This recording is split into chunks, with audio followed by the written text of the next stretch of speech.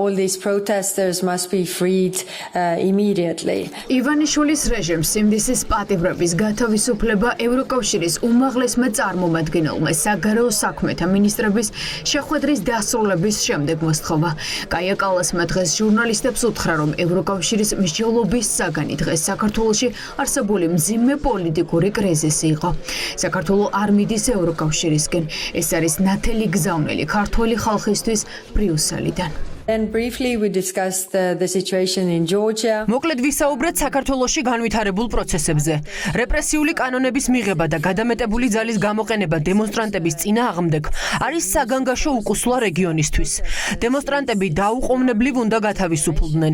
აშკარაა ნაბიჯები, რომელსაც საქართველო დგამს, არ მიდის ევროპის მიმართულებით. ჩვენ ველოდებით კონკრეტული ნაბიჯების გადადგმას ევროკავშირის კანდიდატის სტატუსის ქვეყნისგან, როგორიც არის საქართველო და აშკარაა, რომ საქართველოს სწორ ნაბიჯებს არ დგამს.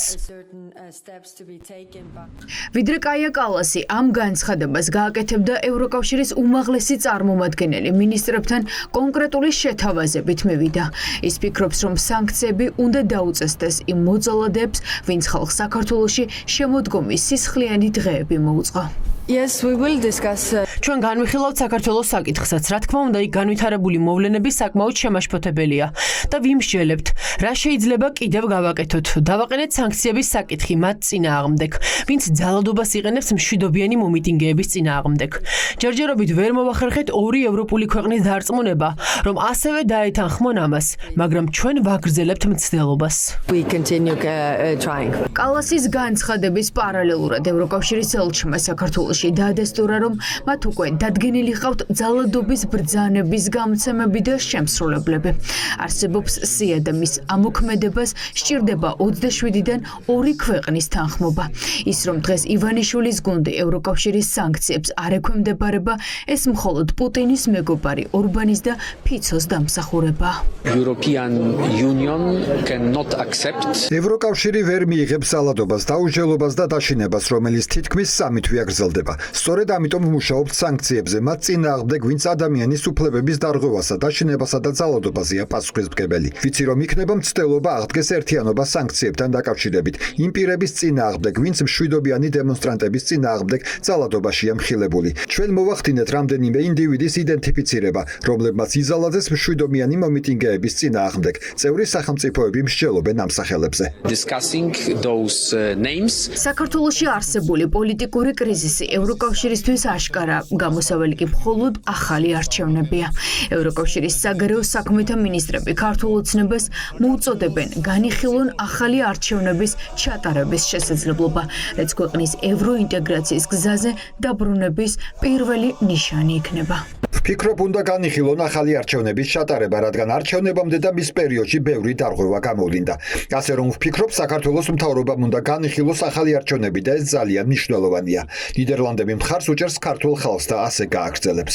ქართულ ხალხს მათი ხელისუფლებისგან განსხვავებით სხვა მომავალი სურს. ჩვენ ძალიან შეშფოთებული ვართ შექმნილი სიტუაციით. ვფიქრობ, ევთო ოდიერის ანგარიშს ძალიან კარგი ინიციატივა ჰქონდა ქართველი ხალხისთვის, რომ მოითხოვონ ახალი არჩევნები. ივანიშვილის გუნდი სანქციების ხსენებას წყობიდან გამოყავს. ევროპული სანქციების შიში იმდენად დიდია, რომ შიშს არარსებული პატრიოტიზმით ნიღბავენ და თავს ევროკავშირის ლიდერებს ესხმიან. ეს არის უტიფრობა, ეს უნამუსობაა, პოლიტიკური მანიპულაცია ქვია ამას. როგორ შეიძლება რა დავიმსახურეთ? რითი? რის გამო? ოპოზიცია დარწმუნებულია, რომ დასავლეთიდან წამოსულ ზეწოლას ივანიშვილი დიდი ხანი ვერ გაუძლებს და ადრე თუ გვიან ჩანიშნავს ახალ არჩევნებს, რომელიც სამართლიანობის აღდგენის ერთადერთი გზაა. ცხადია, რომ რუსეთის მოკავშირეები ერთმანეთს იცავენ და დღეს ივანიშვილის რეჟიმს სხვა აღარავინ დარჩა საყრდენი ევროკავშირში. თუმცა ევროკავშირს აქვს საკუთარი ზეწოლის ბერკეტები, მათ შორის ამ ორ ქვეყანაზე და როგორც ჩანს, სწორედ ამ მიმართულებით მიდის დღეს მუშაობა, რომ მოხდეს მათზე ზეწოლა, რომ უზრუნველყოფილი იქნას ევროკავშირის ერთობლივი სასანქციო პაკეტი ივანიშვილის რეჟიმთან მიმართებაში. საბოლოო ჯამში არჩევნები მაინც დაინიშნა.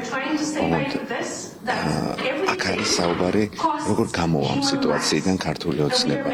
ძალიან დიდი ზიანით თუ უნიშნულო ზიანით. ევროკავშირის პარალელურად საქართველოს არაღიარებული მთავრობისთვის სანქციებს ამზადებს დიდი ბრიტანეთის. დღეს ელჩმა ვორდმა არ დაანონსა, თუმცა ვერც უარყო, რომ კირ სტარმერის მთავრობა სანქციების დაწესებას გეგმავს.